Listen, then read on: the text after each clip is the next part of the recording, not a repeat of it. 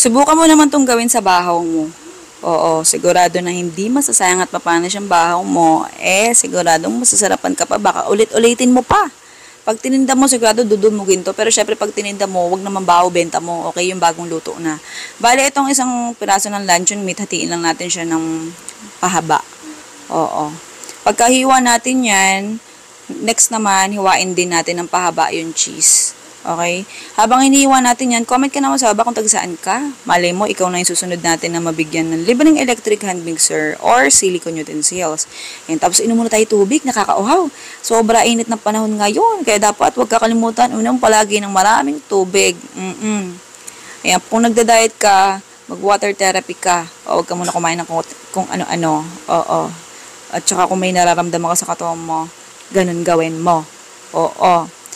Okay, tapos kung gusto mong umorder nitong egg roll pan na pinaglutuan natin ng ating luncheon meat, ayan, message ka lang directly or PM mo ko dun mismo sa pinaka main page natin sa Foodie4. Bale, kapag ito ay luto na yung ating luncheon meat, ayan, hango mo na. Ganun lang siya. If ever na hindi mo maubos lahat, tabi mo na lang sa rep yung iba, takpan mo para di mag-dry. Kahit anong pagkain, pag nilagay mo sa rep, mag-dry pag walang takip. Next, ito naman.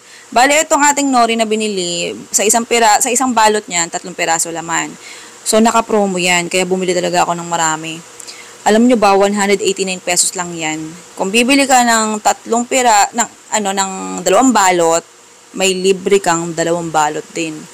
Kung 3 balot ang bibilin mo, 3 balot ang free mo. O, diba, bongga? Mas marami, mas tipid.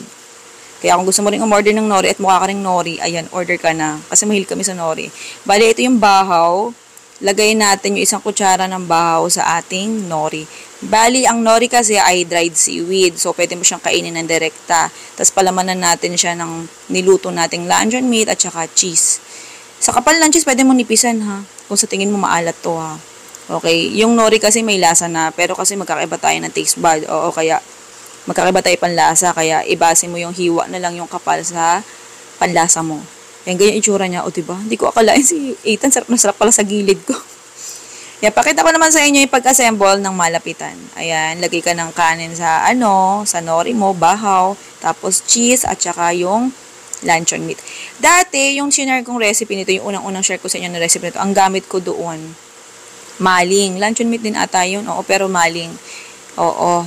Tapos ito naman, ayan, Korean version naman siya ng maling. O ng luncheon meat. Bali, ganyan itsura niya pag na-assemble. Ayan, pakita ko sa inyo yung loob, ganyan din siya. Masarap to. Oo, hindi lang siya mukhang masarap, as in masarap talaga siya. Pero, pwede ka sigurong gumawa ng sausawan. O kaya side dish. Pwede rin naman partner mo ng gulay para mas healthy. Oo, sarap niya eh. Oo, sarap. Ito yung sushi version namin sa bahay. Kaya kung gusto mong try mo na, dahil napakadali lang ng mga rekado. Gawan mo na ng paraan yung bahaw mo bago pa mapanis siya ng tuluyan. So, ayan, hapunan kasi namin to. Ang hapunan namin, dahil ang dami kong ginawa, nag-video ko, nagtrabaho ko, nag-live selling pa kami, naningil ako, nag-sorting. So, after nun, tsaka lang kami kumain. Alas 11 na to ng gabi, mag-aalas 12. Ganito talaga kami kumain eh. Kaya kapag may kasama kami sa bahay, hindi may masasabi at masasabi kung sasabayan nila kami.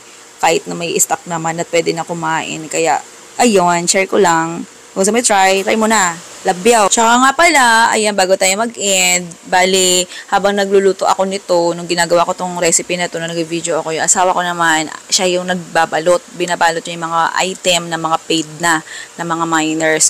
Tapos, ayan, kinabukasan, ayun, ito naman yung asawa ko, siya naman yung binuhat niya yan dito hanggang taas.